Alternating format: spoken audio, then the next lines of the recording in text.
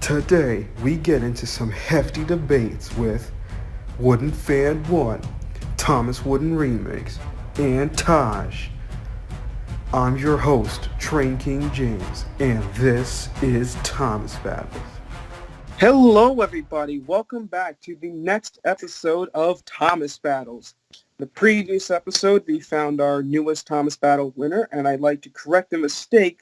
At the end of the episode, I said next week. What I meant to say was next time, and I hope I catch myself. Now, with that housekeeping out of the way, it's time to move on to today's episode of Thomas Battles. Today, we have 3 eager champs. All of these guys, I think with the exception of one, are newbies to Thomas Battles, and I can't wait to have these guys on. So we're going to start first with an old friend of mine I've known since the early years of my YouTube. It's Taj, and I believe you've been on Thomas Battles before, right, Taj? Or Yeah, that was a long, long time ago, and a lengthy 4.5 years, and it's nice to know that I haven't done anything of worth ever since, but it's great that you have me on anyway. Yeah. All right, now we're moving on to our newbies. So today, one of the newbies is somebody who I've gotten to know a bit recently. He's up and coming YouTube channel. It's Wooden Fan 1. Andrew, say hello to the audience. This is what it feels like to be big. Hey guys, Wooden Fan 1 here, or Andrew. It's nice to be here. I'm ready to have a good clean fight. And another person who I've known for quite some time on YouTube. I've known him through very many names and personas and things, but hey, ladies and gentlemen, I give you Clark, Thomas Wooden Remakes. Well, actually, I think it's Scarlet Renee's, or Luke the TWR guy, or Natford Express Studios. But yeah, Thomas Wooden Remix is fine. Hey, guys. All right, so if you guys are wondering what today's Thomas Battles theme is, today's Thomas Battles theme is Magic Railroad. And the reason why I decided to do Magic Railroad is because of 2 things. One, if you guys haven't seen it already, the Magic Railroad parody has been a huge project that's been slowly being released onto YouTube, and I've been inspired recently to do a Magic Railroad Thomas Battles. And the second thing is to honor the recent passing of Peter Fonda, who played Burnett Stone in the film. Didn't he have some other role in a movie that was pretty good? I forgot. He has had a lot of roles. He's a crazy talented actor. I loved him in of course, his iconic performance as an Easy Rider, but, he's been in so many other great films. Yeah. He stoked up the magic in the mountain, I'll say that. Yeah, he stoked up the magic in the mountain. Made me smile. Also inspired Beatles' She Said, She Said. Little fun fact for all y'all. Anyway, getting off topic. All right, so getting back to the Magic Railroad. Some people love this movie, some people hate it, some people are in the middle. So today we're going to debate it with some very interesting questions. So we'll start with our first question, which is a very simple question. Which character has the best voice on the show? And we're going to start with Taj. In the movie, I should say. I said show, but I meant movie. That's what happens with these live performances. Well, first off, I'd like to say that, in my mind, the film is carried by 2 people. One's Alec Baldwin, and this is not to disrespect Peter Fonda, but this is mostly the director's fault. But the other one is Neil Crone. If you look at the voice acting credits, he is absolutely all over the place. He does the voice for Gordon. He does the voice for Dodge. He even voices that tumbleweed for a second. But in my opinion, his definitive voice role is Diesel 10. It's ominous. It's over the top. It's everything you want in a Thomas and the Magic Railroad performance, and it perfectly embellishes all the great elements, all the wonderfully cheesy elements of the film, and I absolutely think it's a wonderful performance. And I'll get to it later. Oh, sorry, Taj. Did I interrupt? Nah, that's good. All right, Andrew, let's hear your voice actor and character. All right, mine is, I'm sorry if I botched this name. I'll be really stupid. Colin Force, who played Toby. May I give my reason? For a quick explanation? Just very quickly. Well, keep in mind they all had original voices, as far as we know. They were all meant to have original voices. But Toby, I feel like if he was one of the ones that actually got a new voice, I would have been fine with this one, because he sounds like a good fit for Toby. Because, this is the first movie, or first Thomas media for English people with voice actors, and I think it captures him beautifully. And in fact, I could still see this being the voice actor, like, being used in present day. I think it's the best one he's ever had in general. And he was stunning in this movie for the very few lines he had. All right, Clark, it's your turn. Well, this one was a really hard one to say the least. I got tied between two voice actors. I'm gonna have to go with Neil Crone as well, but for an entirely different reason. This is very interesting. I would go with Neil Crone for Splatter, and I would also go with Kevin Frank for Dodge, but I heard that we could only choose one character, so I'm going with Neil Crone because I go for Splatter. Basically, I'll be making this argument about Splatter and Dodge, but mainly Splatter.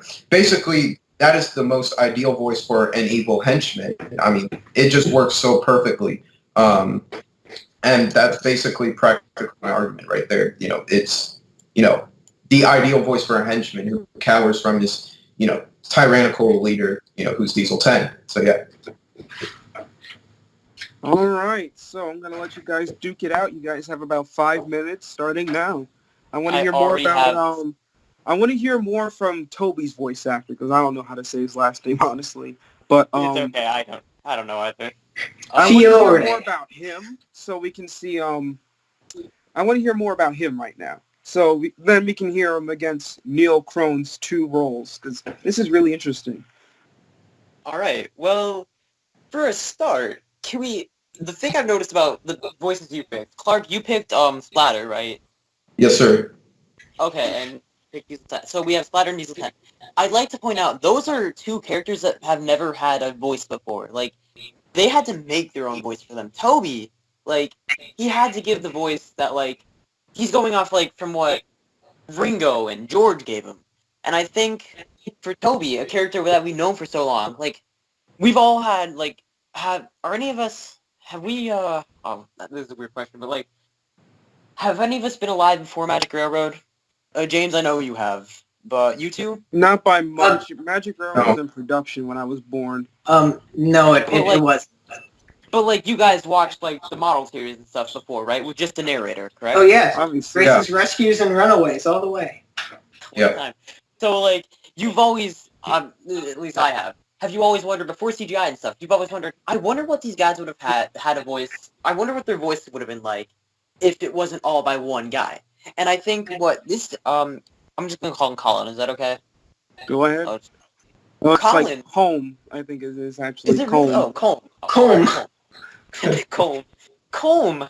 He takes the voice. He takes what his ideal voice for this guy is. It's like, all right, so I'm doing Toby.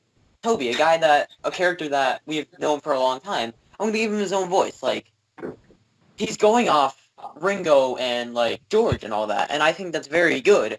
Like, Chrome, he's a good actor, but this is his own, not his own character, but like he gets to pick a voice. For Colm, he needs to like try his best to be like, okay, this is what he would sound like if it wasn't all by one narrator. Because we don't know what Diesel 10 would have sounded like if like Alec Baldwin or George Carlin narrated him. Same with Splatter. So I think with Toby's voice actor, he has to try hard to implicate a voice that people would be like, oh yeah, I could see that totally fitting him. That's all I have to say. You guys go at it. All right. I gotta be completely honest here.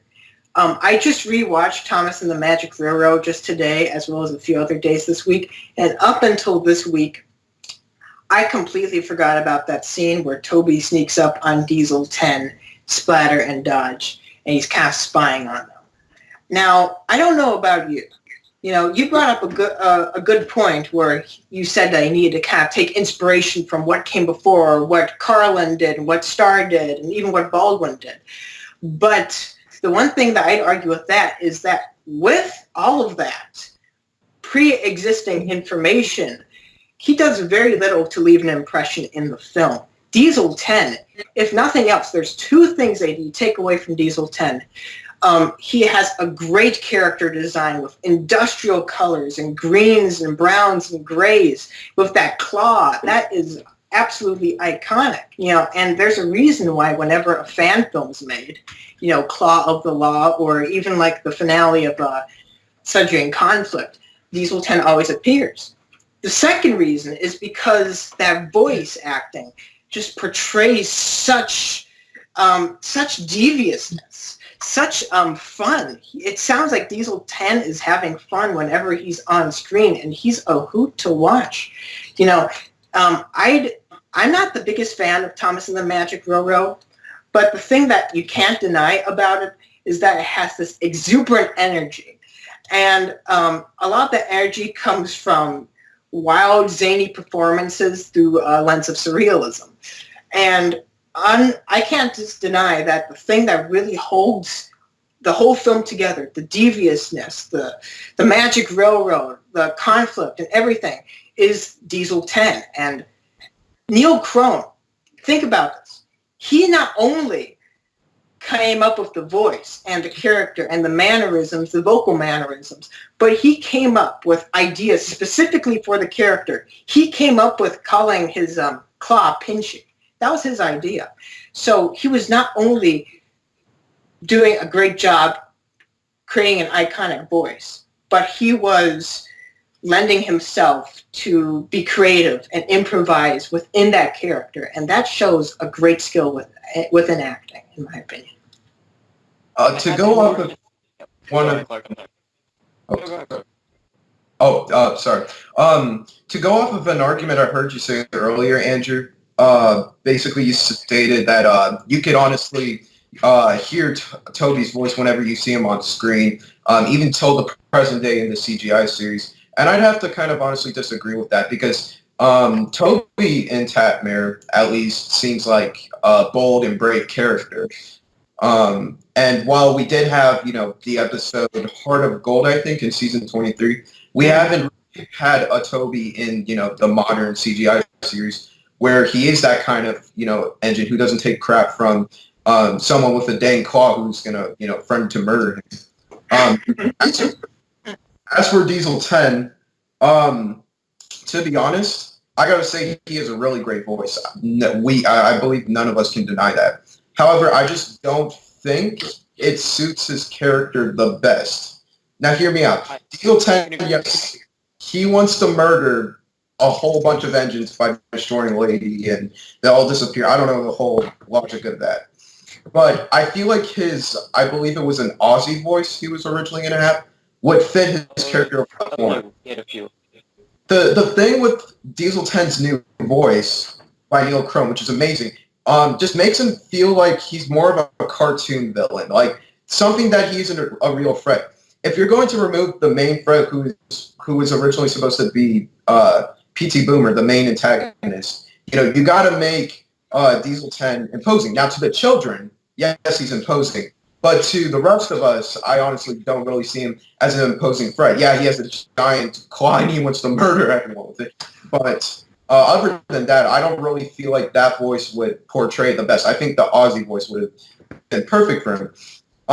For Splatter, Neil Crone, he just hits it spot on with a henchman. Anytime I watch, unrelated show, like Batman the Animated Series or something like that, I can just imagine any henchman having Neil Crone's voice, even Kevin Frank's. It just hits it spot on, and I can't think of really anyone else who could do a spot on impression of Splatter. Not to mention, same thing with Diesel 10 that Taj mentioned.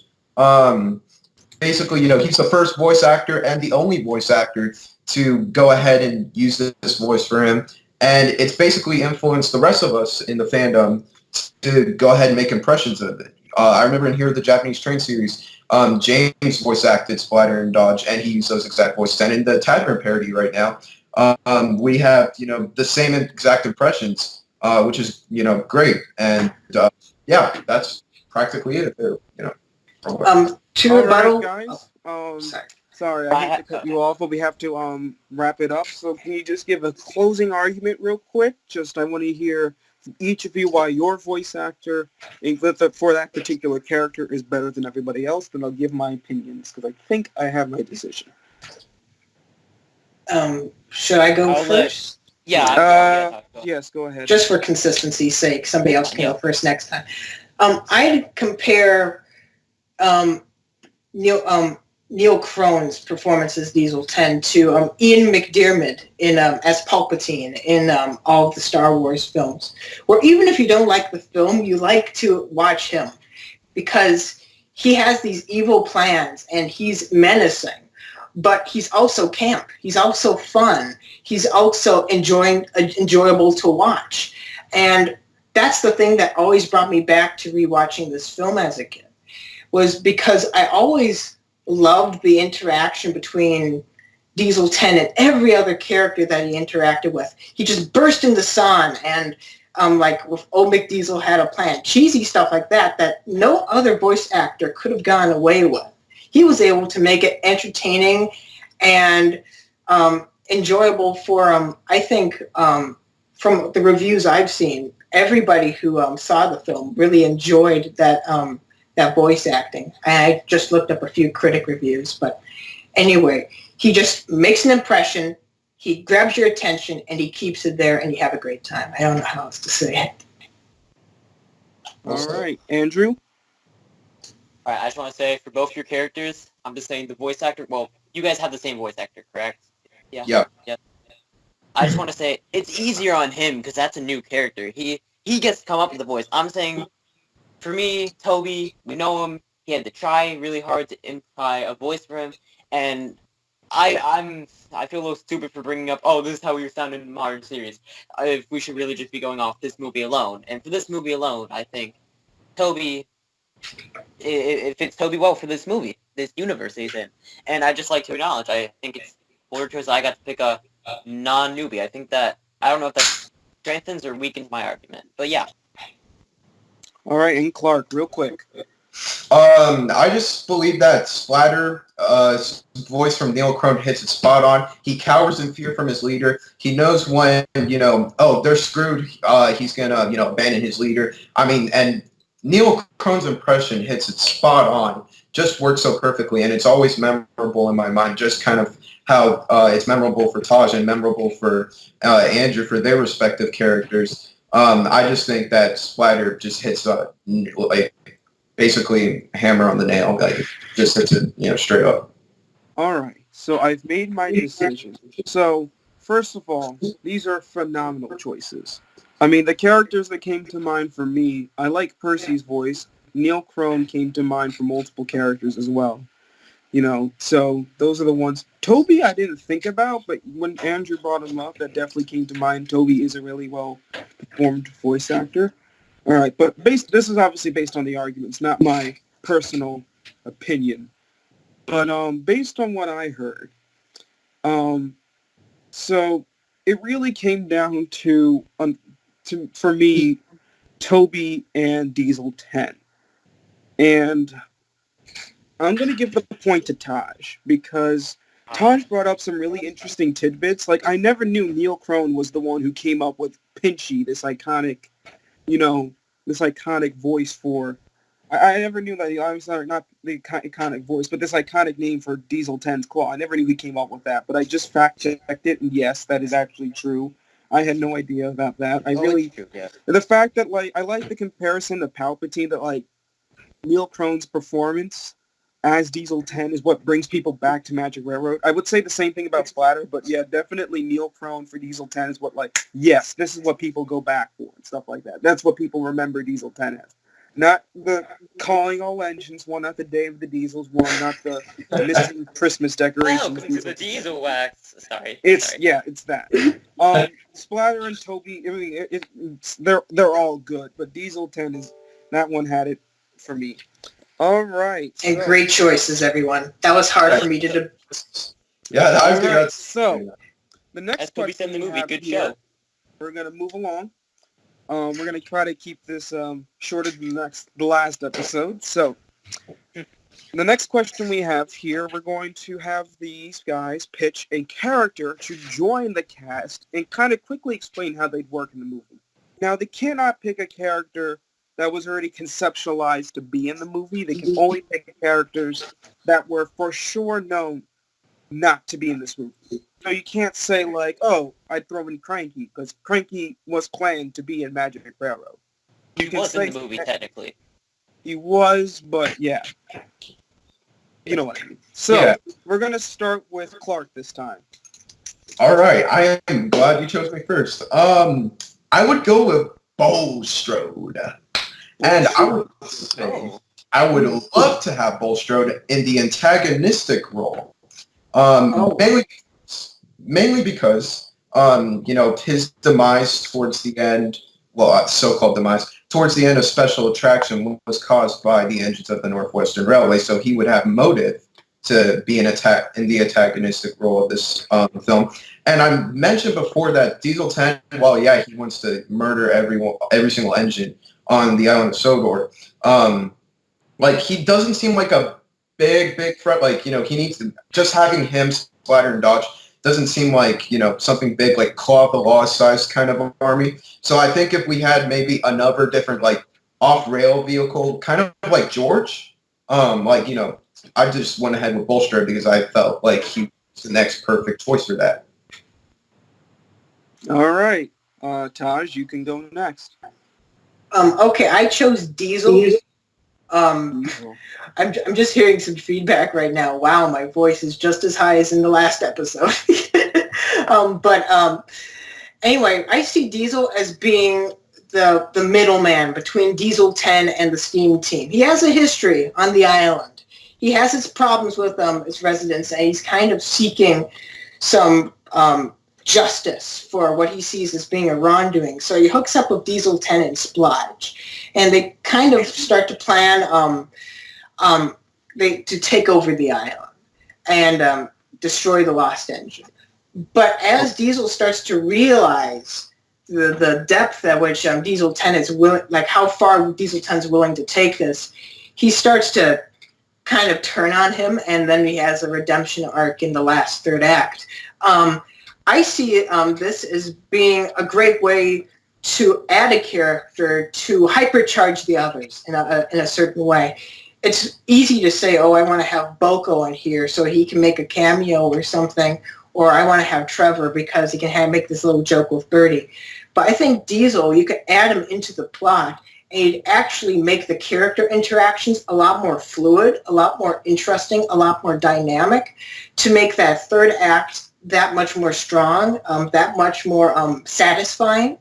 I think that, for example, the ending chase, you could incorporate him in there, and that'd be a chef's kiss. All right. And last but not least, Andrew.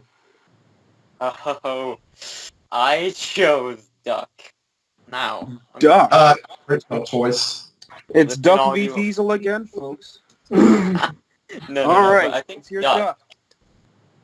One, excluding Edward, I think I could pick someone like Oliver or Donald and Douglas, but no. I picked Duck because, well, people already question, oh, why is Edward not in the movie? Why is the number 2 engine not there? It would make sense if you were to add another main character to be Duck. It's number 8. That just genuinely makes more sense. But aside from that aesthetic and, like, logic thing, Duck could play, like, the straight man to all the chaos. He could fill in the role. Like, he would be like, oh, I didn't take that sauce from Diesel 10. Sorry, that voice is really bad. But, like, oh, Diesel, you don't scare us. Like, he and Toby not could have shared the role, but, like, because Toby was like, what's important is we stand up on our own wheels to Diesel. I think Duck could have had that role, and Toby could have been, like, the melting scene where Toby's at the scrapyards and stuff. Duck could have been, like, the straight man to that, and not only that, considering he's not, like, a small tank engine like Thompson Percy. He's, like, a bigger engine, like a bigger tank engine.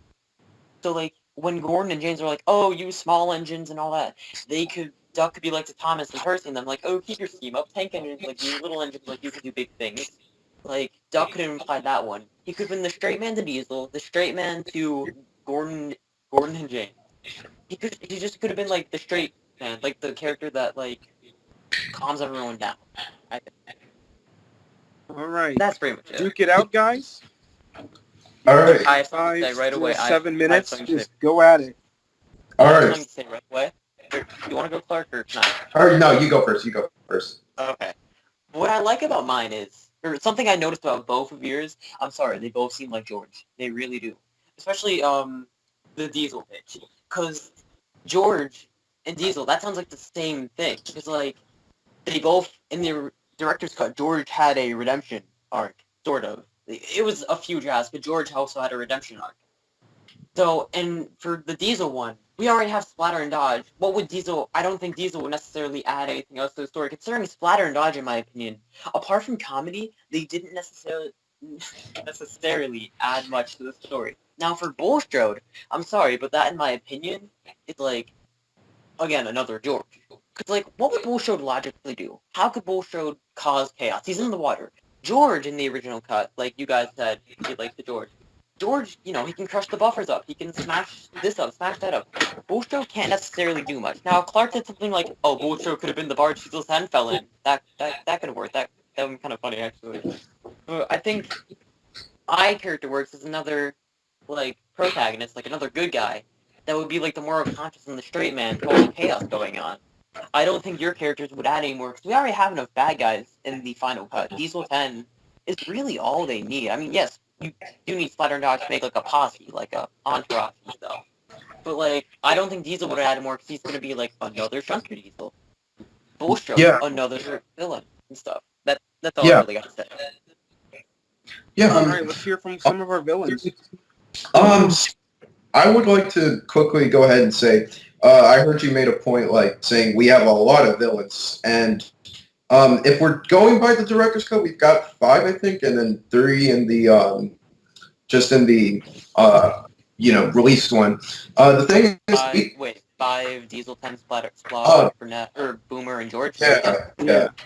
So we got 5 villains, and 3 villains in the release version. We got a lot of good guys when it comes to, the release version, whether it be the release version or the one that was the director's cut. Basically, the thing is that you kind of pointed out, Duck and Toby have very similar characters. So there really isn't kind of any point to have Duck in there. We kind of have Toby in there because he's kind of the engine, kind of like what you said with Duck. He basically doesn't take any crap from Diesel, and that's the whole reason why he went to the smelter's yard, I think, and did the whole shed thing. And while he did sound a little fearful towards, the end, or so, at a point in the movie, I believe, the weird thing where he was smiling and he said, I believe that, or I feel the short song. Yeah, that. Yeah. Like, I just feel like Toby suits that role. And honestly, maybe like another engine like Henry, or maybe even Thomas himself could, fulfill that role. Even the main characters. So yeah. Thomas already had way too much screen time, man. I mean, that's my opinion, but yeah, I hear what you're saying. Yeah. The thing with Diesel is that I think that's just a little too cliche, in my opinion. I think not only, is it a bit too cliche, I think it would add a little, I guess the word would be diversity. I mean, especially if we had George too, because it would make Diesel 10, the issue with Diesel 10 being the only real true villain of Tatmare was that he didn't seem like the kind of person to have resources, or the kind of engine to have resources. With Bulstrode, he has resources. He could, be the reason. Bulstrode could be the reason why Splatter, Dodge, and Diesel 10 could be on the railway.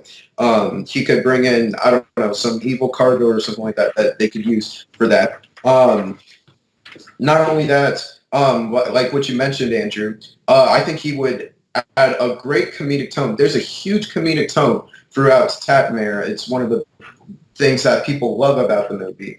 And I think Bulstrode would add a great comedic tone towards the end of the chase. What if he met his second demise when Diesel 10 fell into Bulstrode? And I'd like to touch upon that later on, sometime down the road.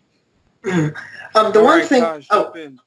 one thing I'm not fully understanding with the Bulstrode argument, and this is not meant to be an insult, by the way. It's just it seems like it kind of comes from like the remake kind of the 2008 era remake kind of stream of mind, where it's like where everybody used Bulstrode in their Thomas and the Magic Railroad remakes. I don't really know what Bulstrode could really add to the plot. Really, I mean, you say that he has assets, but resources, he said. Resources, okay. Diesel 10 what I meant by that was like Diesel 10 will have resources. Bulstrode being in the movie would contribute to Diesel 10 having resources, making him a bigger threat, kind of like in the level of Sir Topham Hatt kind of area. That's what I was trying to go for. Yeah. I could kind of see that vaguely, but I still don't. I think that if you're stating that, like, you mostly are saying, like, especially adding a comedic tone in like the third act. that. Not Yeah, gonna lie. yeah. Now with Duck, adding Duck to the plot, it kind of just seems a little bit redundant because I mean, having like a straight man, a quote unquote straight man in like in the film, it seems like a good idea at first, but then you realize that really Thomas is supposed to be the straight man, and that the thing that's making him crazy is the situation. So if you have a straight character in the movie, then that kind of downplays the threat. Now, if you have Diesel, for example, I don't think that you could make him just like George. I don't think that he's going to actively be kind of seeking out to destroy like buffers as George would. Also, I'd like to add we're arguing over the final film, meaning that it's not the magic, the director's cut. So I think saying that, it's a bit similar to George's plot is a little bit kind of obsolete because it's not in the movie that we're arguing about. I could see him kind of as being like a Henry Hill who kind of connects with him to make further up connections. Kind of being like this, as I mentioned, Diesel 10's a very devious character. And so he could kind of not suspect much from Diesel, but it turns out that Diesel has been having this lawn play from the beginning where he's kind of trying to seek out his own kind of he has his own motivations otherwise, I guess what you could say.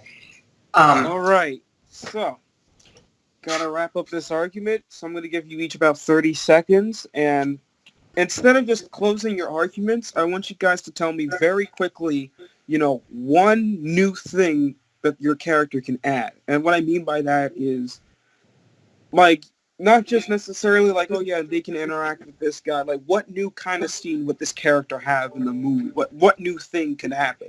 I'm not saying that they're going to, like, replace a certain character here or they're going to just join in and be around for I'm talking about, like, if you had to make, like, in quickly 30 seconds, what new scene would you do with the character to add to the movie to improve it in any way? So we're going to start in the order that I went. So I believe I started with Clark, if I'm not mistaken. Yes, you did. So, I'm glad you once more went with me again. Thank you. Well, see, here's what I would do. Throughout the movie, we constantly see all the Diesels, screwing up or whatever, and it's going against their plans and everything. I say, why not do the same thing for Bulstrode? You could have him at the docks, and not only that, have another character, specifically Cranky, maybe like drop a load into him or something like that while he's bantering with the engines or something like that. That's basically something that I would recommend. Similar to like the splatter and dodge scene with the quarry trucks or the sneezing powder, whatever that was, or Diesel 10 with the coal popper, basically something like that. That would further his role into the movie, I think, as a villain and his. All right, Tosh. As I previously mentioned, actually, never mind. Let me start over again. Diesel 10, I think, has a very bad character motivation. His two motivations are revenge and domination. Now, whenever somebody complains about a bad villain in a Marvel or DC film, they always say that, it's because they just want revenge or they just want to dominate over the whole universe. That's what Diesel 10 is. Adding Diesel into the plot adds a gray area. It adds nuance. You can find out more about the motivation. You can incorporate even the troublesome trucks into certain scenes, like where the coal hopper drops on Diesel 10. You can make it be like some kind of interaction and struggle between the troublesome trucks and Diesel and Splodge. You can incorporate maybe more into like the repairs of Tidmouth sheds. You can make Diesel be brought there to help out with repairs. And then he gets led down this dark path. But he always kind of has a difference, which is his motivation to redeem himself. Diesel 10 has no redeeming qualities. So adding him, I think, could add and hypercharge the characters in the movie. It can hypercharge the situations, and it can actually make the characters much more understandable from a thematic standpoint. All right, and last but not least, very quickly, Andrew. What Duck could do, he could be like Mr. C's right-hand man. Mr. C can let Duck in on all that stuff. Duck can be like, knock it off, Gordon James. That's not cool. Little engines like these, they are our future, man. They can help. And he can be like, if Diesel gives them any like sass. Like say the shed scene. Like, oh, you said don't replace a character's role. Like, right? Yeah. I was gonna say Duck could be like the reason Diesel 10 leaves, but never mind. Okay. But like, I mean, Duck could still go up to Diesel 10 and like, oh, you won't hurt my friends. Mark my words. Back off. All right. So That's I all I gotta say. think Sorry. I've made my decision again. All right. So I'm going to talk about your arguments real quick, and then we'll quickly move on to the next question. So I think it came down for me between Diesel and Bulstrode because unfortunately, Andrew, you kind of got slammed on your point about the idea of, well, you know, Duck can do this. He can play the straight man. It's like, yeah, but we have Thomas and Toby and Henry. And a lot of what you just described is exactly what Thomas does in the movie. So in reality, you're just giving a lot of Thomas's role to Duck. So Duck isn't adding anything. With James Diesel and Bulstrode, you are adding something. However, I think I am going to give this point, the second point, to Taj again, because Taj really talked about this interesting plot point of Diesel being a gray area. Now, we've never really seen Diesel try to redeem himself, and to be honest, would Diesel redeem himself? I don't know. But if this was, I mean, this is a movie where a lot of nonsensical things happen. I'm not saying it's nonsensical for Diesel to try to redeem himself, but I'm saying that could be an interesting plot point. And the idea of this character that could carry over, because a lot of Magic Railroad to some extent doesn't necessarily carry over to the series. Stuff like that happens with a lot of Thomas specials. You know, characters develop in one way, then next time you see them, it's like nothing happened. But, you know, that's... So I think that could be cool. Bulstrode is an interesting idea, Clark. The problem is it'd be very hard to work Bulstrode into the story. There's not a lot of water involved, and you'd have to really add a lot to do it. And I think to really make Bulstrode work, you'd really have to go out of your way. So the point goes to Taj.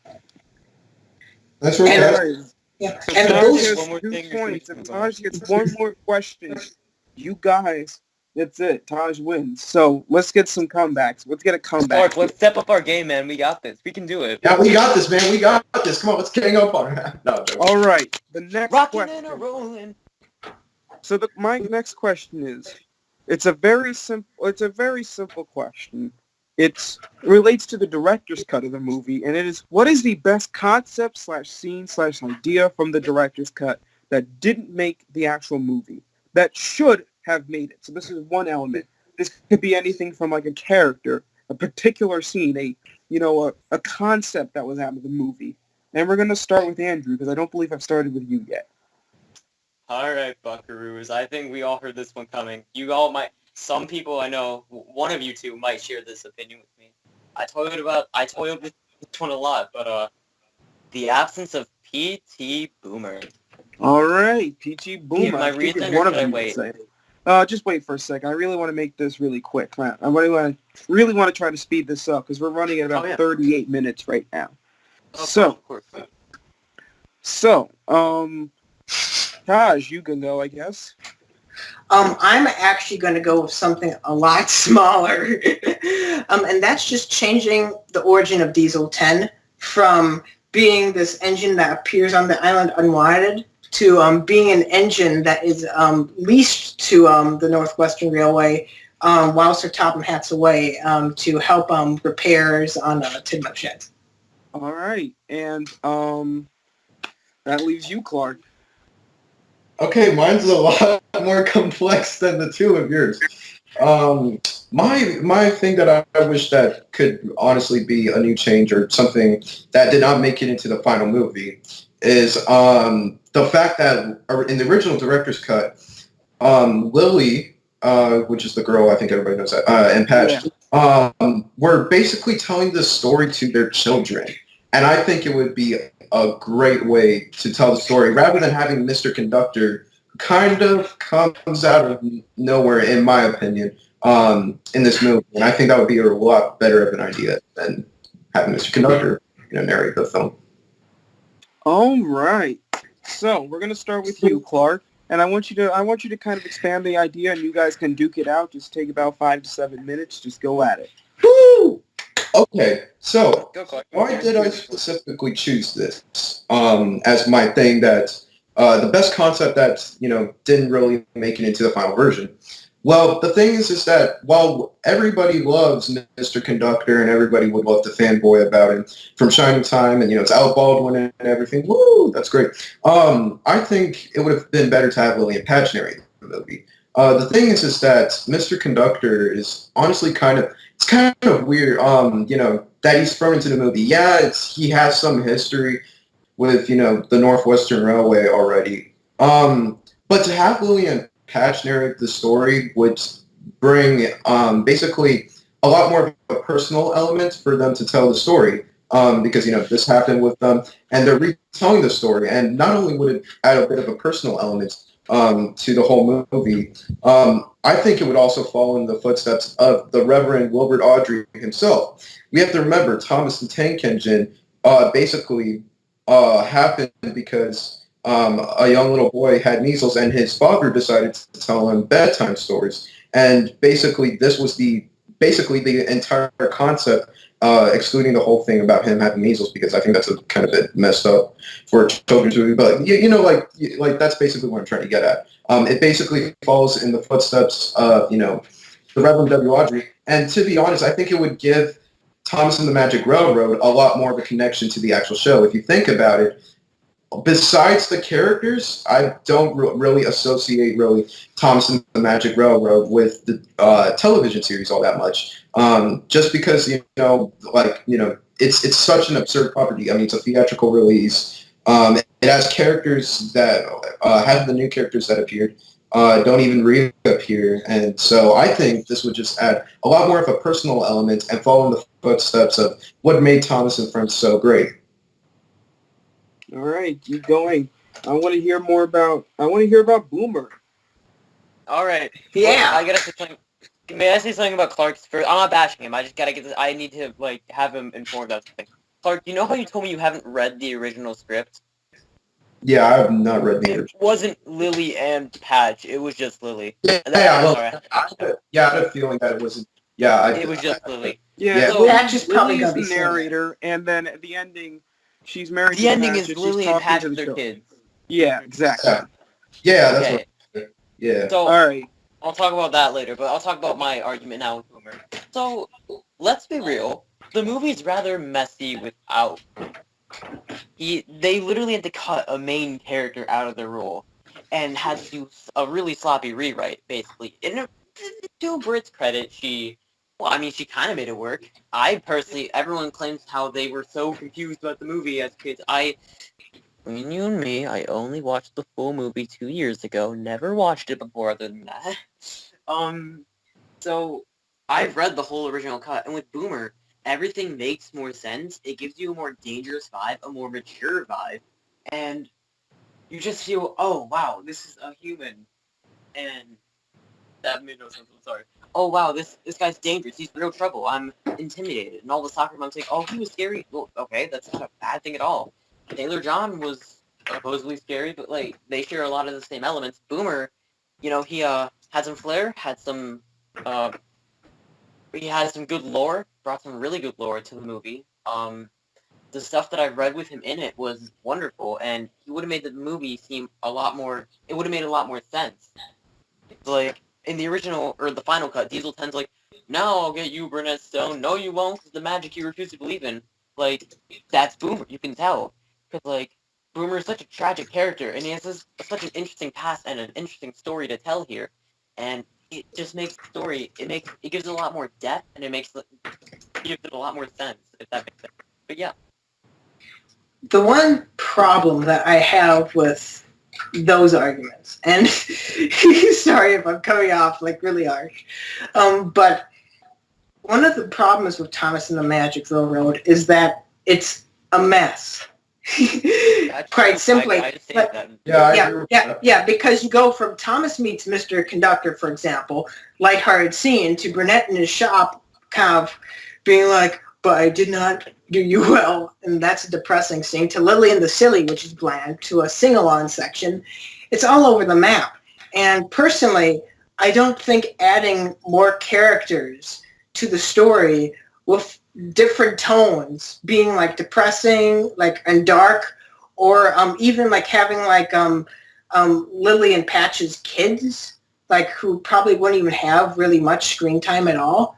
I don't know how adding, I know, but I don't know how adding them would like make the film more clear and make it more singular. What I'm doing with adding Diesel, or changing the reason why Diesel 10's coming here, is to kind of add to that kind of slyness. Sir Topham Hatt orders the engine, but it turns out to be Diesel 10.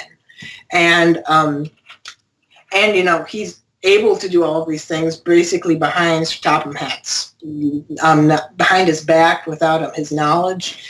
Adding P.T. Boomer, now it's true, in the director's cut, he is a major character, but you already have so many other major characters that adding him to it with his very different tone, despite what interactions he may have with other characters, I think it would probably take away from screen time we could be spending with characters that we might know better, that we might sympathize with better, than if you just add another villain.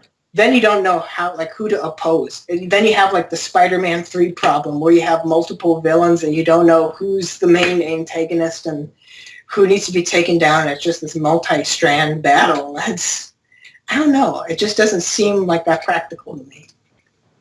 All right, so talk to me a bit more about how Diesel 10 being this new engine the new engine that comes to help is going to solve any problems. Yeah, I kind of want to hear that argument a little bit. Yeah. The reason why Diesel 10 coming to the railway by invitation is it's going to change things, is because it's going to make the engines a little bit more open to him. They're going to be more susceptible to his anger, his brutality. They're not going to expect this. A lot of the newer characters, like I bet Percy or Toby, they may not know of Diesel 10. They may have never heard of Diesel 10. They may not know he has a reputation. So in giving him no reputation from most characters, then that can make him more sly, more susceptible to, not more susceptible, but more able to cause a disaster on chaos on the island.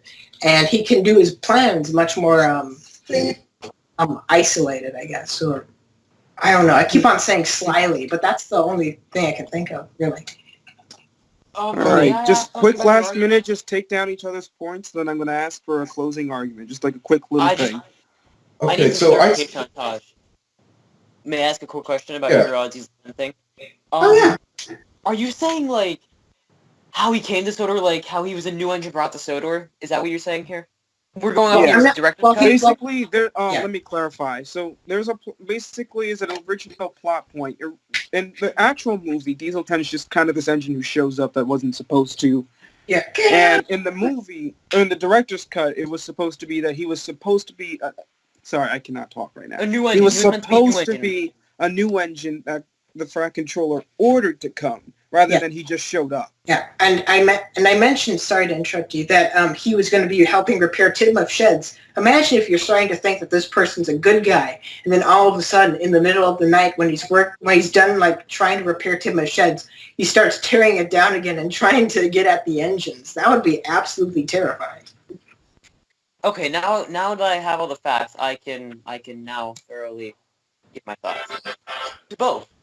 For one, Clark, your idea of having Lily, I don't think the kids would really, because they changed it for a reason. Mr. Conductor, a.k.a. the main, because, like, you go from Season 5 to Magic Road, you understand, okay, that's the narrator we all listened to last season, or that season.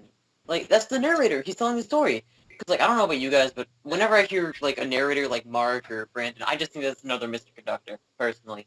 So it just makes more sense. The kids would identify with him more compared to Lily telling the story. And to be honest, I think having a female, this isn't like, I'm not one of those Nia supporters or Nia hater, but like I think having a female in Thomas, like a female narrator in Thomas sounds kind of weird, I mean, in my opinion. And, but for the Diesel 10 thing, it's a good concept. However, the movie can only be so, there's a running time we have to stick with. I think in the original cut and the final cut, I think his introduction was fine in my opinion. I think him being brought in as a new engine, like Tom's like, that arrived today, that was trouble. Because, like, I think the director's cut, how Diesel 10 came in, I thought that was just fine. Because, like, Boomer, that's a main character that made everything just make sense. It was a big part of the movie that you took away. Like, replacing the narrator, that's fine. Not much, because the narrator is barely in the movie. Like, the narrator, both Lily and Mr. Conductor, they had a few lines. Like, a decent amount, but, like, not a lot. And for the Diesel 10 thing, I just think, well, they need to get across the point that it's a villain. And I think either way, director's cut or final cut, they showed, oh, he's the villain. He's the scary guy we have to be careful for. So, like, Boomer, I just think it works perfectly because Boomer, he goes to, Burnett, then he goes to Sodor. So, like, Boomer gets tied into the trains now with Diesel 10. I am so bad at piecing my arguments together. I'm so sorry. But, like, Boomer he makes more sense. He ties everything together. He's in both worlds, Sodor and Shining Time, even if Shining Time is, like, what he's trying to conquer on Earth. So, a narrator doesn't necessarily add or subtract for me. I think Conductor was still a better choice for a narrator, though. And for the Diesel 10 thing, I just think we had the director's cut and final cut. It got across that he was a villain, and I think it worked just fine. I don't think that needed to be really changed. The thing I'd say to go off of... I'm sorry, Clark, but I hate to cut you off, but we do have to wrap up this argument. Yeah, so I don't so think sorry I if I need took that closing. up. My bad. I'm sorry. It's fine. It's fine. I will say, I think I've actually made my decision. I don't think I even need closing statements. I've thought about this, and I'll kind of just do what I usually do, just kind of chip away at all the arguments. So, this time, Taj was not the front runner for me, honestly. I think this time is giving a point to Clark, because the Boomer thing, I get the argument that, like, you do need somebody in that movie to kind of, like, tie things together and stuff like that, but even though Magic Railroad is a mess, the whole villains plot thing, it still kind of works fine with Diesel 10. A lot of it could be worked upon with dialogue, but other than that, Boomer is more of an added accessory, and the movie functions all right without Boomer. It doesn't add... you don't need Boomer, because then you just kind of have Diesel 10 and Boomer kind of... Boomer's just a human Diesel 10, it's just kind of reduced being kind of too much. And with the Diesel 10 being the new engine to the railway, Taj, you just weren't convincing me how that changes the movie. I get that shock factor thing with Diesel 10 destroying the sheds, but then you have to lose, like, a lot of those scenes early on in the movie where we do see Diesel 10 interacting with the steam engines, and you'd have to basically get rid of all that to do the new engine thing, right? To make everybody think that he's this cool character. But the narrator thing, it's kind of like Lily could be our surrogate into the story, because the Mr. Conductor thing, he knows about all this stuff. He understands the stuff. But Lily is somebody going through even though she's telling the story back, she's telling the story as she experienced it, her perspective, and she's going into this not understanding anything about magic or anything. Yeah.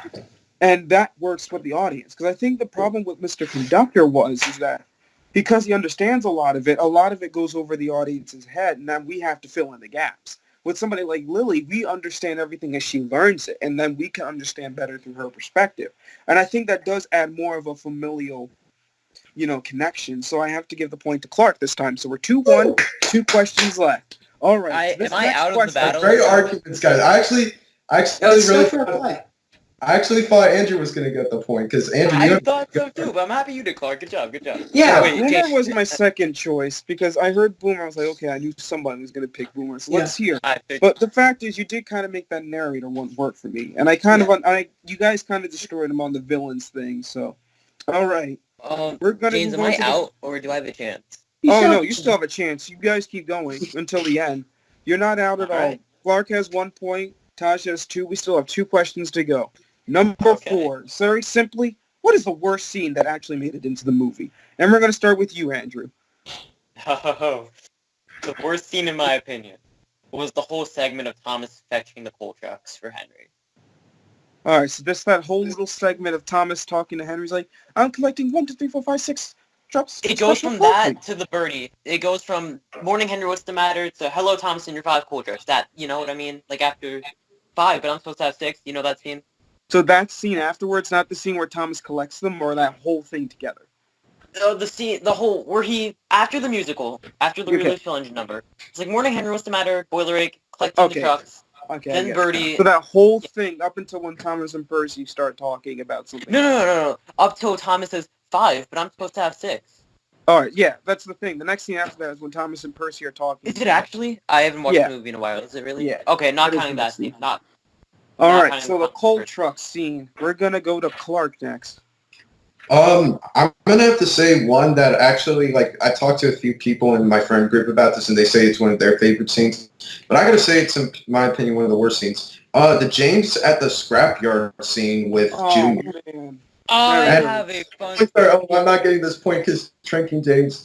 No, I'm joking. No, But- listen, personal Yeah. bias is out, but I do like that scene. So Yeah. if you can convince me that that scene is bad, you get the point fair and square. That's Guys, just can I that's how give the you- game works. That's how the Yeah, game yeah. works. Yeah, of course. I'll just Clark, can I give you a fun story real Oh wait, quick? we I don't. have to Oh, so I need to hear Clark's argument real quick. Yeah. So we can do the story. yeah. Okay. Basically, to put it in the Unlucky Tug's words, it basically comes out of nowhere and adds literally nothing to the plots. All right. And Taj, your least favorite scene. My least favorite scene is Lily in the big city. All right. This film is absolutely explosive, and it's enjoyable as heck to watch. Now, I personally think it's not the best film in the world, but I enjoy it like in the same way that I enjoy, fun bad movies. With that said, this scene is one of the most bland, depressing, most disgusting to look at pieces of celluloid I've ever seen in my life. The acting's off. The lines are terrible. The cinematography is uninspired. The actor direction, the placement of the actors within the scene, is horrible. The camera angle that focus on Lily and her mom, it looks like something you'd see out of a TMZ report. It's a really dire scene in the middle of a really crazy, mind-melting movie, and it never ceases. Whenever I see it, it seizes up my engines just like some sugar got poured in it. All right. Reference. All right, so this will be an interesting argument because basically you're arguing why either their scenes, your opponent's scenes are better than yours, or why your scene is worse than theirs. So let's dig into it. I never said why my scene was bad, though. Can I do that real quick? Yeah, go ahead. Yeah. So, kind of like what Taj said with his scene. At least his scene isn't fundamentally flawed. Henry needing special coal, I could look past that, but it's still a part of it. No, Henry, you don't need special coal at this point. Stop it. Thomas saying, 1, 2, 3, 4, 5, 6 trucks of special items. Is that Island of Soda coal? That's such a forced line. And then Birdie saying, hello, Thomas and your 5 coal trucks. That's, again, a forced line that just doesn't make sense. Since when do you greet your coal trucks, Birdie? Like, when do you greet them? I get why it's there. I get it so Thomas realizes the truck's gone. But, again, that's not right. Because in the scene after, I'm not talking about that scene's bad, though. Thomas scene. Birdie tells Percy that Thomas lost a coal truck. Birdie could have just told Thomas then and there that, Thomas, looks like you're missing a coal truck. Thomas just doesn't listen. Not, hey, Thomas and your 5 coal trucks. It's just stupid dialogue, dumb dialogue, and it could have been rewritten to make it more subtle and making sense. Now, Right. Clark's scene adds something to the story. It wraps up the whole Junior subplot, where he went, and how Junior has no more gold dust. Tosh's scene, I think it's fine. It's introducing Lily, showing that she's going to Grandpa Stone's house. And to be honest, I don't think there's anything wrong with that scene, in my opinion. It was a movie in the 2000s. I don't expect them to have, masterful cinematography and stuff. That's all I really gotta say. And Clark, your scene made me piss my pants when I was 4. Sorry for the language, but, yeah. I've never watched that scene before. I have never watched that scene before, okay? So, to go off of that, I don't hate the scene for its, I don't know what to call it. I'm not going to call it consequence, but basically it's cost factor. James is about to die with Junior, but here's the thing. The thing with this scene is that, it kind of does come out of nowhere. And it really, you say that it affects the plot. The only way I can really see that this affects the plot is that Junior uses the last bit of his gold dust. Now, the thing about that, though, is that basically, yeah, the thing is, though, with that is the issue solved like that, like after like a few hours or something like that. Not only that, to quickly mention, there's a bit of a weird plot point with this whole scene because the whole scene begins with Diesel 10. I was rewatching the movie. It starts off with a scene where he's on the windmill and he gets flung off and goes to Diesel 10. But then all of a sudden they take a huge pause in the movie. Basically, an entire night goes by because the whole scene with Mr. Conductor and Lily by the campfire, and I believe that's the tumbleweed scene too. I'm not exactly that sure. Yeah. Happens between that point and when he actually arrives at the scrapyard. So there's a huge plot point there. So yeah, the only reason I could see for that to add to the plot is that like he uses the last bit of his gold dust, but it's basically solved like that towards the end of the movie. And not only that, it's never brought up again. There was no real stake. That's the word I was looking for. There's a stake. James is about to die, and you have to use the last bit of gold dust, which is, essential, I suppose, to your survival. But with the whole thing of the gold dust being found so soon afterwards, I mean, it just seems as if there weren't any real stakes. The thing about Taj's scene is that I have to kind of disagree with the whole thing that it doesn't add anything to the plot. Going off of the whole thing with Lily, for my last argument, basically, it adds depth into her character. You got to see where she's coming from. You got to see basically how different this is for her. You're meeting a main character. Well, I didn't say that it has no significance in the plot. I just said that it just makes you not understand it or sympathize with the character because it's just. I think I saw an interview of Maura Wilson where she said that like she was going through puberty while she was making this film, and she was like pretty sure it was going to be her last one. So she was not really like trying because she was getting a lot of intimidation on the set. Well, you're saying you think it was like a poorly executed scene, basically? I think it's a dreadful scene. It's hard. It pains me to look at it. Your two scenes. The scene where Thomas is carrying the trucks. That has vibrant, popping colors. Don't even get me started. James at the ironworks. Yeah, but I mean, the point is that this is a line in the scene. Is that I think the line is that Lily sees magic where nobody else can, and no one else has time to. No one else has time to. Yeah. But yes, and it would make sense to do it in a dull, gray, rainy city, so she can see the magic, and it's harder for others. Yeah, but then she says like, oh, like the sparkling reflections of light, like in the water, in the rain. Yeah, but it seems very grim, and all of that, like the dialogue on top of that, it's like so absolutely. I don't know how else to say, but it's asinine direction because like why does Lily climb up the ladder while her mom goes like up like the elevator or the stairs inside of the building? Like what reason? And then she has a bluebird, and I don't know what any of this adds to the character because you can tell that Maura Wilson is extremely uncomfortable being in the situation, being that I believe she was like 12 or 13 when she filmed it. So she was like, she was not feeling it at all. At least your two scenes have some kind of nice, like visuals and some like tense moments, like with James getting almost, scrapped, or with. Ballsy move. Yeah. And if I may go off of your thing, Taj, I'd say it really does add a lot, in my opinion, because you have to think about it. That it's a bit. Basically, what they're trying to say is that she's in basically the environment of like an adult. Like she's basically what they're trying to say in simpler words is she's a kid and she is like a normal kid who imagines things. And that's kind of it. And I gotta say, I do like the scenery in the episode, or in this scene of the movie. Not only that, I believe that the bluebird, it plays an important role later on down the movie. Just, I believe you said something like, it's kind of weird that it's brought into the movie here or something like that.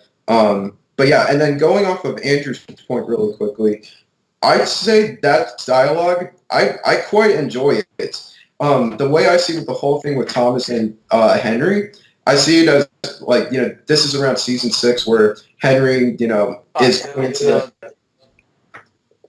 the transition between season 5 and 6. Season 5 was like the last season for him to be arrogant or whatever, and season 6 was, kind of the era where he started to, make his downfall. Now, I think that was season 7, but go on. Yes, it was one of those 2 seasons, season 6 or 7. But it would make, a great transition point to show, hey, he's at good terms with most of the engines, and they still like to crack jokes at each other. The only reason why Thomas is saying the whole thing with his special coal is to make a joke at him. That's how I see it, at least. And honestly, again, yeah, the whole thing, like, it does add to the plot. The coal trucks, the coal truck going into Muffle Mountain is an essential part towards the third act of the movie. And so I see both of those scenes as really essential. I just see James's scene as one to make the audience, basically, it was just put in there for filler, I suppose. That was the best way I could put it. I'm saying one thing. I will say one thing. At least your dialogue and the context, at least it makes sense and it sounds intelligent. I'm not talking about the Thompson Henry dialogue. I'm talking about the way Thomas is like 1, 2, 3, 4, 5, 6. It's like it's. I know why they're doing it. It's so they emphasize the truck's missing. But it was just there were so many better ways to do it. And it seems like light teasing. I kind of see it as like sparring between the characters almost. Something that they'd always do. And with like the scene where I believe you said that the attack from Diesel 10 comes out of nowhere. But I think that makes it all the more threatening, where Diesel 10 just comes out of nowhere and starts charging at James. And then if it isn't for, Junior and his gold dust, he needs to make a very hard decision there, where he's like, I need to save this engine. I need to save myself. But it means that there's no more gold dust later on. And it means that I'm not going to be, next time I bump into Diesel 10, next time anybody bumps into Diesel 10, they're not going to be safe. And that makes the chase that much more, absolutely crazy, is that not only do you know that these engines are not going to be safe, but you know that the one thing that will make them safe, that being Lady, is right in the line of fire, the metaphorical line of fire chasing away from Diesel 10. All right, yeah, I wish that's no. Never watched it. Wish I had. All right, so I'm going to quickly wrap this up because we're really starting to run over. We're starting to run long, and this one had me jumping between the three of you guys. There was times I'm like, yeah, this person's making a good point, but then I was like, oh, but then they just, I couldn't. So it was hard for me to really pick a winner. But between this last little bout between the three of you, I'm going to give this point to Andrew. Because a lot of you guys would make these arguments that, like, my scene doesn't add anything to the movie, my scene doesn't. And a lot of you, all three of you said that, and I can kind of disagree because your scenes do add things here and there. Opinion. They do add something. They make they enhance the plot, no matter how minimally, in some way. Taj probably does it the least, but it's an important introduction to. Yeah, and I didn't say that. I think like I didn't say that it was like not like necessary in the film. I just said it was very poorly executed. Yeah. Yeah, but with Andrew really harped on the fact that his scene has a lot of it's just poorly written. Bad writing. It's just very convenient writing. Clark, you had a really good point about the Diesel 10 James scene that made me question it for a while. That you brought up the fact that Diesel 10 gets Boomer, and then this whole night stuff, Thomas goes through the Magic Railroad, I believe, and then all of a sudden Diesel 10 and Junior are still together. Yeah. And it's like the daytime. Yeah, so either Junior has just been hanging. I mean, again, Junior's crazy, Diesel 10's crazy, so I can believe it in this movie. Just wants to go to the beach. Yeah. So I gave it to Andrew because I do think the scene is the worst out of the three because it does have some eerily convenient writing, and it's just kind of the dialogue's unnatural. It is I Miller. also really hated Henry's voice in that scene. I don't know what it was. I just hated it. All right. Our last And at least question. Clark's scene had James the Brains. Come on now. Right. No joke. All right. And I never But I watched the gotta scene say before. though, Clark's that scene- scene with Diesel 10 intimidating James was pretty. Even though you guys said it was pretty bad, I still like how intimidating it was. I loved That's one that of the scene reasons why. growing up. I never It's watched just it. it really shows the intensity of Diesel 10 as a character because Yeah, he that's- was willing to he Kill holds an engine. he holds Mr. Conductor over a viaduct. He's about to kill Junior and James. Yeah, He's not playing around, and it really shows the escalation of his villainy in the movie. Now he's not playing games anymore.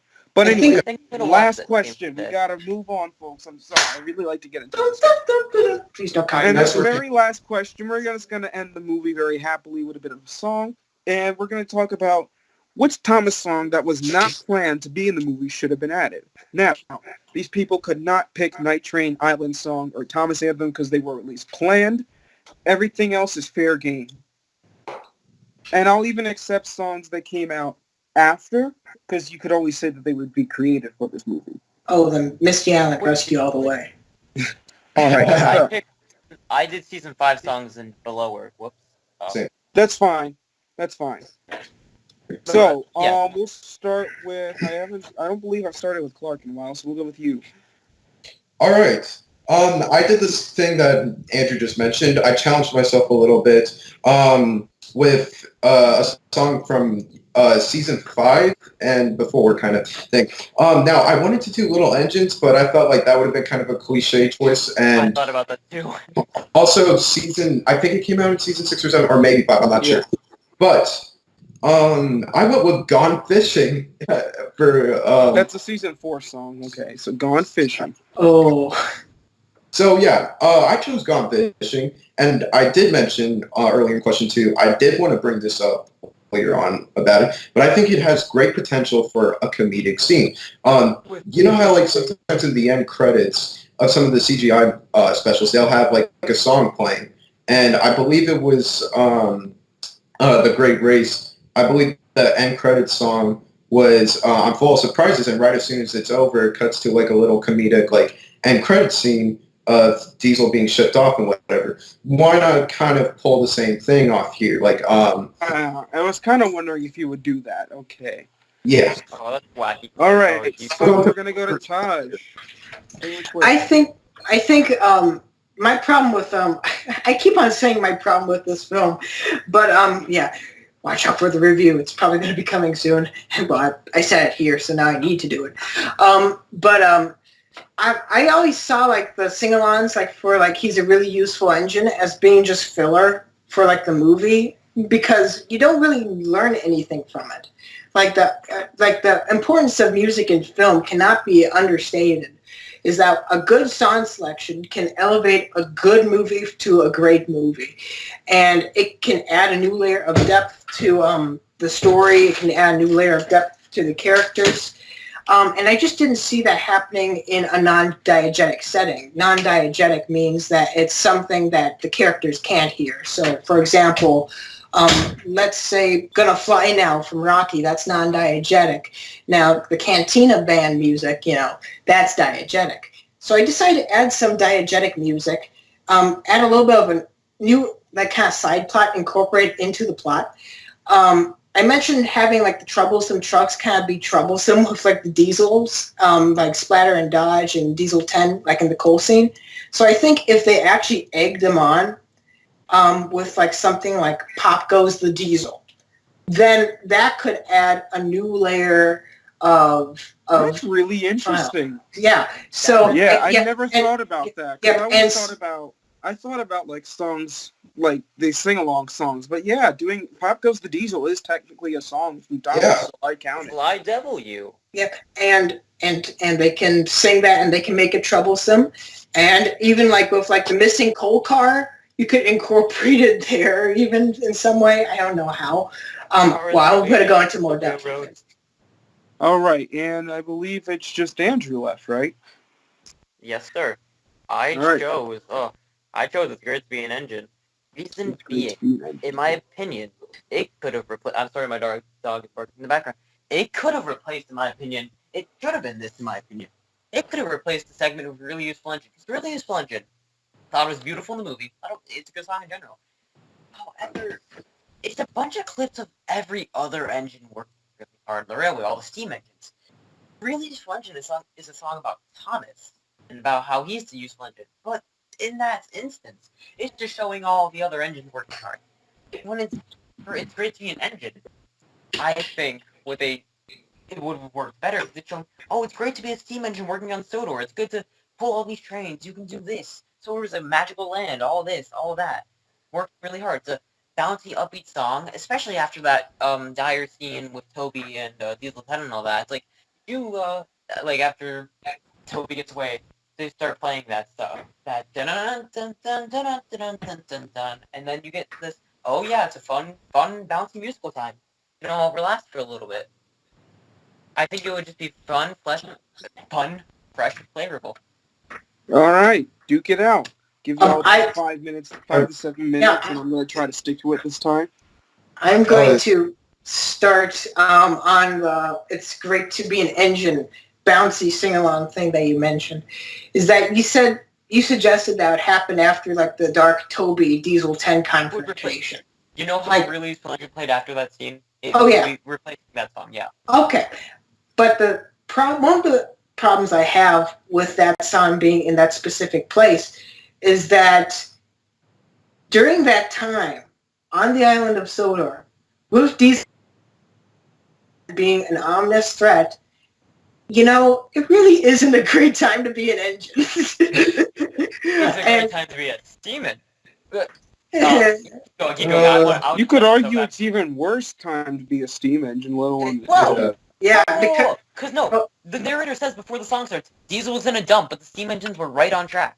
That's true. So they can show how they're powering through, Yeah, what we're steam engines. So what if Diesel's here? Power through. We got this. Yeah, but you only really get that from there's no it doesn't add anything thematic to it. I don't know. You see them doing their jobs, which I guess is good because it keeps the railway running. I'll add that. But building the kids up, I'm sorry, but it's oh yeah, the steam engines got this. They're gonna win. They got these diesels. They got them under control. Yeah, it's great to be an engine. You know it. But at the same time, it seems like you could establish that through character motivation, or through some other forum. It doesn't seem like you need to necessarily have this big song number. No disrespect to Campbell and O'Donnell, because I think it's a very catchy song. I just don't think it's the proper context for it, being in that certain situation. I always look towards films for thematic kind of singularity, and I just can't see jumping from that kind of scene to a sing-along, and that could be any song. But it just did that in the actual movie. Yeah, and I didn't like it in the actual movie. Oh, you did? Okay, I thought you're just talking about in general that. Yeah, so I don't know. It just feels I don't know how else to say it. It's it's like a jolting sensation. You get jolted from kind of ominous and threatening. Yes, is what you're saying here. Yeah, it's a culture shock. Now, Tosh, if I may ask. Go on, Clark, yeah. If I may ask quickly, in the context of it, is it going to be like the Pop Goes to Diesel thing? Is it going to be, I guess, a musical thing, kind of where the trucks lead the song, like the Engine Students, the CGI series sometimes do? Would that be a 2-minute song, or would that be a short song? That probably would be just a little, kind of, maybe 10-second kind of segment where, Diesel 10 just gets really aggravated by these trucks. Yeah. So, and it wouldn't be them they'd be leading the song, but it wouldn't be Big Adventures where they'd have this dance. Oh yeah, of course. Now, there's a bit of an issue I kind of have with this kind of the thing that one thing you were arguing is that Thompson, or he's a really useful engine, was kind of put into the or you're basically saying it's kind of the wrong song. Their main intent, they should have put basically a piece of music that basically signified, the dialogue from the narrator. But the thing with that is that that's not the reason why these songs are kind of in here. These songs are meant to tie back to the original show. Because, like I said earlier, besides the main, or the Steam Team cast, well, technically, yes, Steam Team majority, and other characters we have in here, we don't have really much to tie back on Thomas and his world. And I think that's where Thomas and the Magic, or that's why they include He's a Really Useful Engine, Night Train, the Island Song. I forgot what the fourth one was. Thomas Anthem. Thomas Anthem, yeah, that's why Those they were basically... those three Those were meant to be in were the going to be credits, though. included. Yeah. Yeah, and that's kind of why they were in there. Andrew, the thing about your points is that basically Taj kind of summed it up. It really, to be honest, even if Mr. Conductor would be able to say this, like, you're not hearing this from the engines themselves. Some of them, like, you can see even in some of the scenes, some of the engines are crossed, like Henry is crossed while he's shunting the trucks. I would quickly like to go into depth about like what my music video would contribute to the end. Yeah, I want to hear more about Gone Fishing. Yeah, I've Clark, heard a wouldn't lot you about be a credit? It's Great to Be an Engine. I've heard a lot about Pop Goes the Diesel. I'm not hearing a lot of Gone Fishing. Yeah, exactly. And I wanted to go a bit more into depth as to that because it's an essential part of my argument. So basically, what I was thinking was basically an end credits thing, and it could help tie not only Thomas and the Magic Railroad, end it off on a comedic tone, but also set it up maybe for a future special via Calling All Engines, where guess who reappears again? Diesel 10. Now, here's what I was thinking. Basically, it would be kind of weird for this end credits thing. What I was envisioning was maybe like a 3-minute scene of like, I don't know, like Bulstrode not floating, but going across the British Isles or something like that, like through like the water that connects the that goes from Spruce Odor and back into the actual Atlantic Ocean towards the coast of the English coast. And So you're towards talking the end, about you're talking about where the Vicarstown Bridge is? Yeah. Where that river you'd have like That's the Walney Channel, I believe it's pronounced. Yeah, it is a long channel, but I think that would be perfect for a 4-minute or 3-minute, however long the darn end credits are. I think it would be perfect because long journey, long credits, and then once you get towards the end, you have something kind of like what you had in the Great Race in the end credits scene, where basically, maybe Splotch or maybe some sort of other character, is there. Maybe a Diesel that maybe just, would go. You'd have to go a bit far to add an extra character, but I'd say maybe go with Diesel because at around this time of the show, Diesel wasn't on Sodor, so you could use that to your advantage and say, hey, get me the heck out of this boat or something like that once he gets there. And yeah, I'd say it would add a great comedic tone, and it would set up, Thomas and the Magic Railroad to actually connect with the actual universe. Now, the thing that's a bit flawed with this development is that they didn't know at the time probably that they would make Calling All Engines because I think the movie came out like 5 years later or 6 years. So yeah, it would be a little weird, but I think it would give a logical explanation to another movie and also add a comedic tone. Not only that, it would fit the whole journey of him going through that long journey would be perfect because, it's a long end credits. I'm pretty sure no one wants to stare at a black screen with magic gold dust the entire time. It probably like... Right. I hate to sorry. interrupt, guys, but I gotta I want to chop this short. I did Closing arguments, maybe? I don't know. Could we? I've already made my decision, but just very quickly, 30 seconds, kind of restate why your song should be in the movie. Okay. Who wants to go first? Andrew, you go. Then Taj, then Clark. To me, my song makes the most sense to be in it. Cause Clark, yours adds a whole another scene. We're just talking songs here. And Taj, I like yours a lot, but to be honest, the trucks could just be laughing, man. I don't... It's a creative idea, I'll say. I'm just saying mine makes the most sense to be there. Catchy, upbeat, makes you have a good vibe. Feel strong for the end. Yeah. I'll say this, is that I don't think the main point of making a Thomas movie is to make it connect back to the actual Thomas TV show. It should make people interested in viewing the Thomas TV show. like how Marvel movies make people want to read the comics, or how the Mission Impossible movies make people want to watch the TV show, for example. The main appeal of the movie should be to service the movie the best. And both of your songs, it seems like, I don't know how else to say it. It seems like fan service for people who are familiar with the show. It doesn't really add anything to the story. It just feels like filler. It feels like kind of tacked on at the last minute.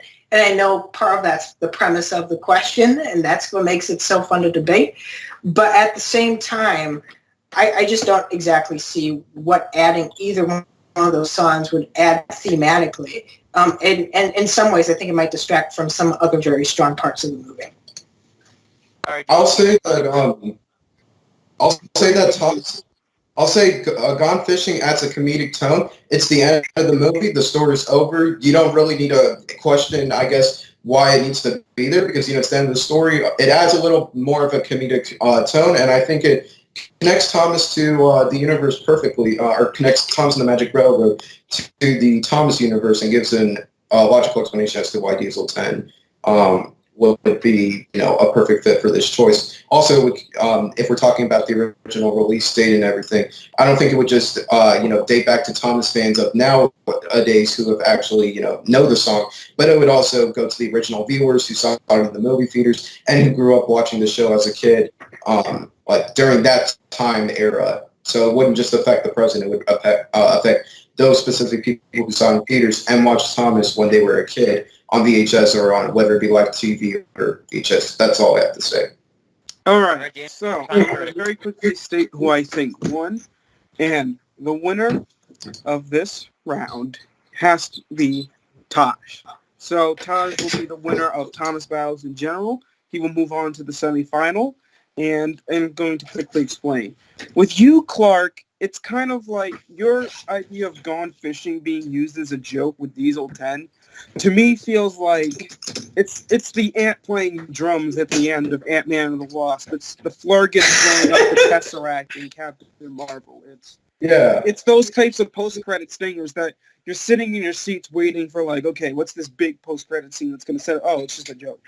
Like, it's I feel like most people, like for me, I'm one of those people that for most movies, nowadays I tend to sit and watch the credits more often, but honestly, most movies, if I know there's not a post-credit scene, I'm done the second the movie ends.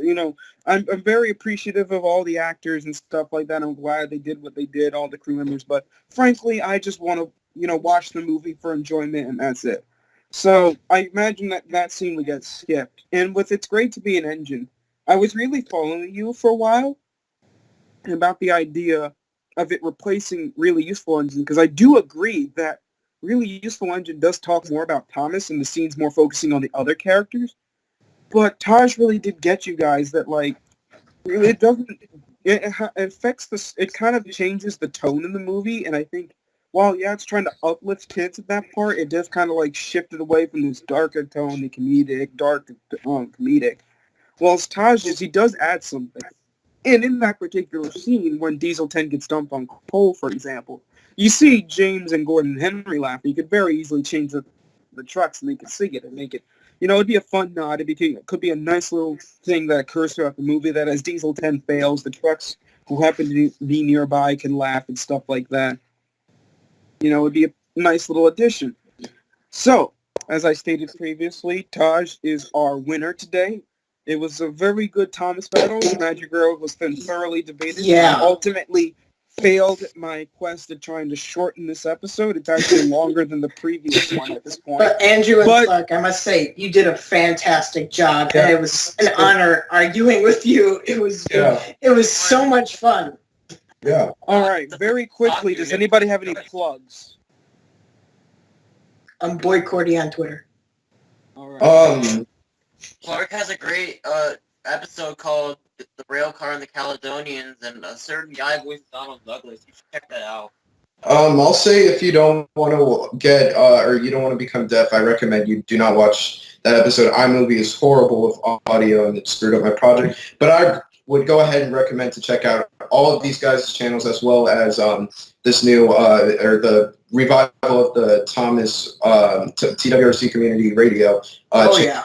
I have loved this channel since it came out. I remember watching it for the first time And I always wanted to be a big part of Thomas Battles. Like that was my favorite show.